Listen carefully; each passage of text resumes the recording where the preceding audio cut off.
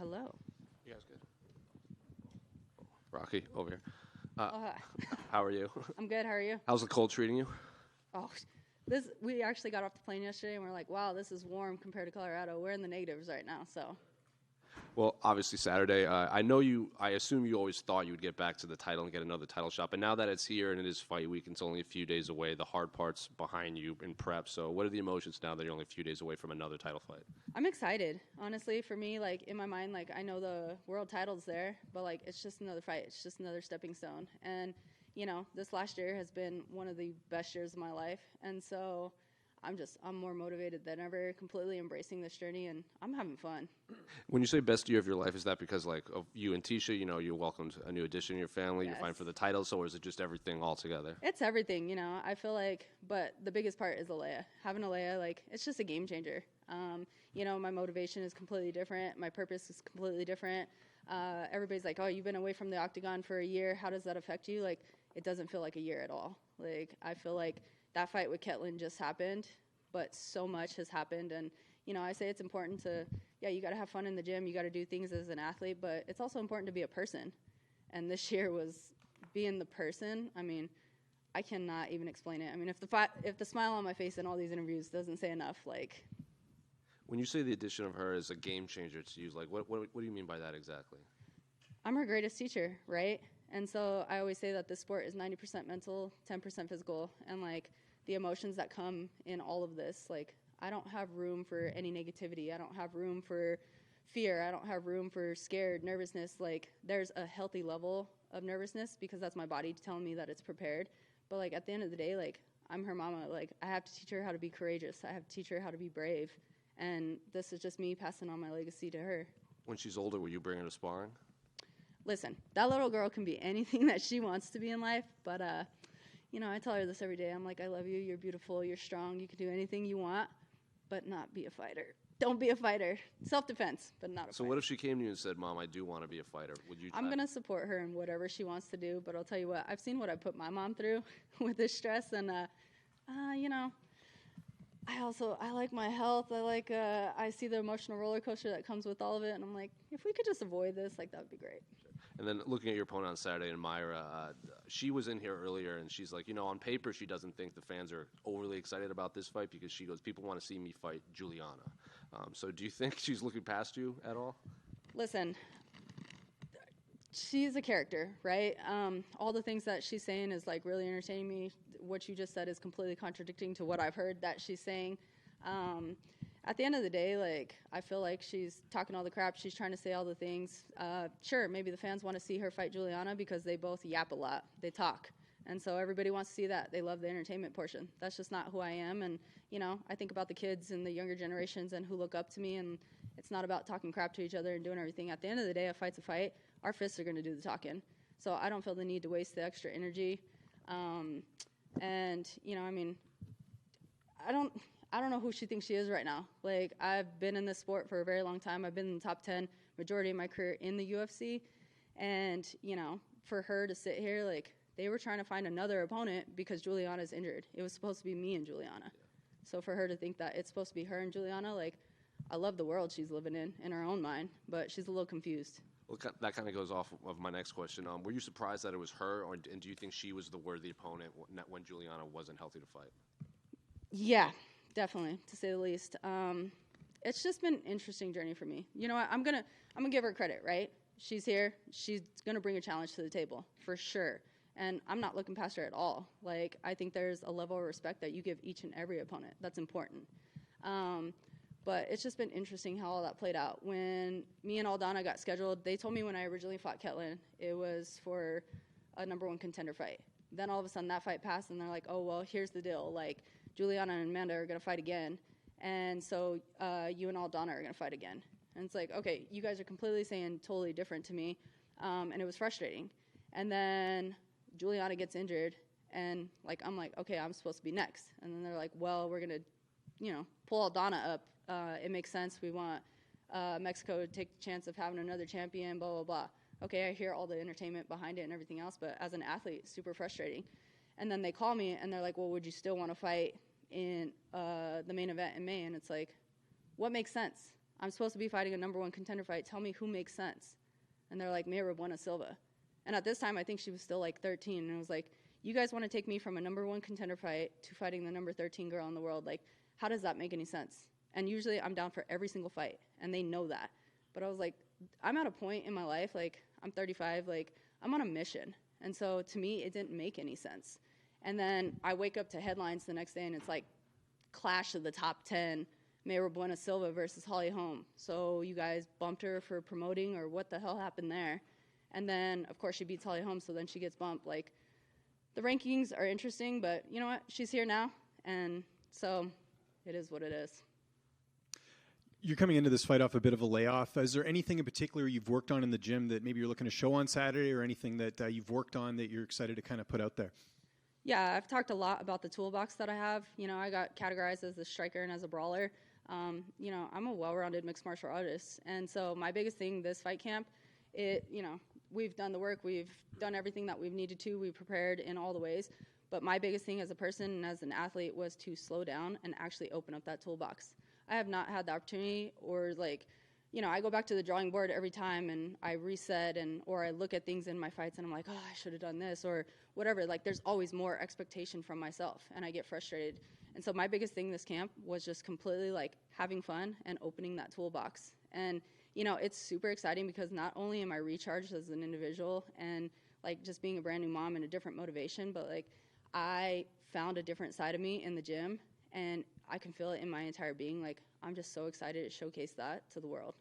What do you think of the fact that a lot of her wins are by submission? I think 70% of her victories are by submission. The last submission loss for you, I think, was in Invicta in 2012, if I'm not mistaken. Do you look at that stuff as far as the style matchup and just knowing, like, you're pretty durable and tough to take out? Even Nunes, it was a 5th-round stoppage on you, right? Like I said, I'm a well-rounded mixed martial artist. I'm not just this brawler. Like, okay, cool, I have a granite chin. Like, I can take some punches. I can throw some punches. But there's so much more to me. I'm not just in the gym just constantly striking. Like, I have my own submission wins. You know what I mean? Like, when I decide to make my mind and put my mind to whatever it is, I truly feel like I'm going to accomplish that. And so there's some days that I've come in and I'm like, oh, okay, I've taken short notice fights and I'm exhausted, and I've gone for the submission and I got those submission wins. When I fought Ashley Evans Smith, like, there was no way that fight was going to go another round. That cut was completely to my skull, and they were going to stop it. And it was just like, I heard my coaches yell urgency. I seen the blood pouring, and I was like, I have to go. And so, that was me making up my mind. But if I'm going to strike, I'm going to strike. If I want to fight up against the fence, I'm going to fight up against the fence. If I want to wrestle, I have great wrestling. Jiu-jitsu, oh, trust me, I have a pretty wicked ground game. And just last one for me, I don't know if you pay attention to this stuff. Do you know you're the betting underdog going into this fight? I've always been the underdog. Always. Does that surprise you just with your experience? I mean, you've been on The Ultimate Fighter, you fought for a title, so I'm guessing not, no. No, I've always been the dark horse in women's MMA, and that's completely fine. I thrive on people underestimating me. And, I feel like I've actually been the gatekeeper for a really long time at the 135 division. There's always going to be someone new, up and coming and rising, and they're dangerous and this, that, or another. And they're like, okay, here's Raquel. Like, here's what she looks like. You have to get through her, and once you get through here, then you're on to your next step. And I always, break their game plan in that. Raquel, can you just contrast this title fight compared to the last time around? You were coming off the big injury with the leg break and stuff. You're going to Brazil. This seems to be a much happier, version of yourself. You talked about the kid, more comfortable climate. Does this feel just much more right for you compared to last time? Yeah, I'm huge in believing when the stars align, and I feel like the stars have truly aligned. Like, everybody's journey looks different. Back then, of course, as an athlete, that's what I wanted back then. But it wasn't my time, and it's as simple as that. I've grown tremendously as a person and as an athlete, and, as frustrating that was, like you said, I came off of major injuries. I came off of an 18-month layoff. I had total major reconstructive shoulder surgery.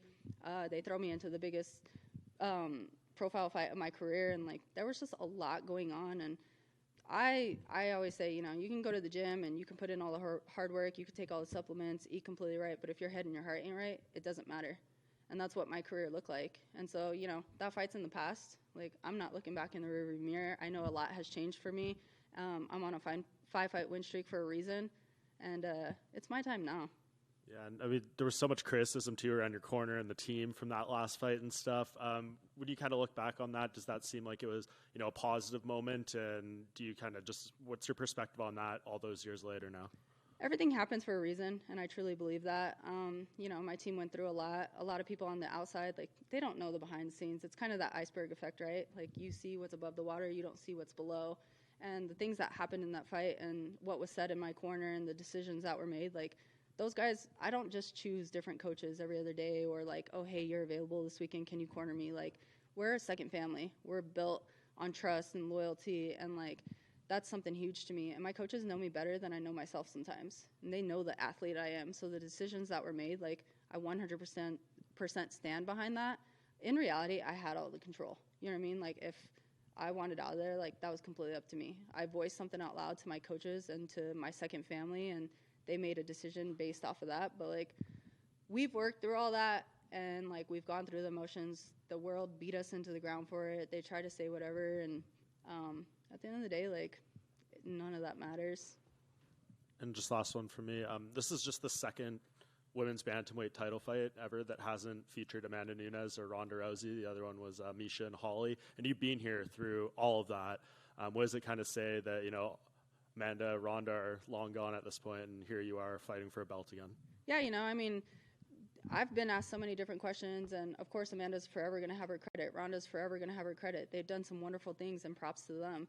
But at the end of the day, like, Amanda made her choice, and she retired, and, like, the chapter's closed. Like, it's up for grabs again. And there's so much worthy talent in this division and whatnot, and my time is now. But the same way that everybody felt a void when Ronda left, and then Amanda came in and replaced that, now everybody feels a void when Amanda's gone, and, like, now I get to come in and replace that. And everybody's journey is going to look different. Everybody's success is going to look completely different. Raquel, right here to your right. Just kind of building off that a little, I know you said it's in the rear view, but is there any part of you that wishes this second title opportunity could have come against Amanda so that you could have, you know, taken what you've built over the years since that and kind of gotten that one back? 100%. 100%. But, you know, I mean, everything happens for a reason, and so who knows? Maybe Amanda, like, isn't fully done. I mean, Ronda said she was done, and then Ronda came back and tried to give it another shot. You never know what's going to happen, but at the end of the day, we're here now. My opponent is Bueno Silva, and that's what I'm looking forward to. And, you know, just being me and going out there and accomplishing my ultimate goal. Is it more difficult to follow in the footsteps of a dominant champion like this? Like, do you feel like you're going to have to really go out and get a few title defenses and really put your stamp on the division? You know what? I feel like I just need to simply be me. Like I said, everybody's journey is completely different. Nobody's going to look the same. You know, everybody has their own successes in their absolute own way. And for me, like, this is just 14 years of hard work, sweat, tears, the blood, sweat, tears, dedication, like, everything, the climbing up, the falling down, like, it's all just coming together, and, like, that belt is just a resemblance of that. But for me, like, I've honestly already won in life. Like, I am truly blessed. I'm thankful to be here. Like, I live a really cool life. I have an amazing opportunity to do this. And at the end of the day, like, it's just me continuing to build my legacy and have something to pass on to my daughter. Thank you. Raquel, love the hat. Thanks. Is that a custom dealie, or is that a official merch? You going to plug that, or? Yeah, I made these, I think it was last Pride Month. I had these for sale, but these are my Team Rocky swag, so they were a limited edition. My flight got all jacked up yesterday, and I absolutely lost my luggage, so kind of just hanging out. I'm like, all right, we got to cover the hair and do all the things. That's good. It's a good look. Thanks. Regarding the hat, then, what are your thoughts on being the co-main event to a headliner featuring Sean Strickland, a guy who's made some controversial, I'd say, offensive comments about the gay and lesbian community? I mean, do you have any feeling about that? You know what? Everybody's always going to have an opinion, right? What do they say? Opinions are like buttholes. Everyone has one. So he has one, and that's his opinion. At the end of the day, like, it doesn't affect my life, and it's never going to affect my life. And in reality, like, I'm not even paying attention to the outside noise. It's all outside noise. It doesn't matter to me. I feel like the world is the way it is because people make their comments and do all the stupid stuff. But, you know, it's what keeps it interesting. So I personally don't care. I'm focused on my ultimate goal. I'm focused on myself. And, like, I can't even tell you who else is on the card because that's how focused I am on just what I'm going to do. Thanks. And any pick for the main event, then? Yeah, not Sean Strickland. I'm just kidding.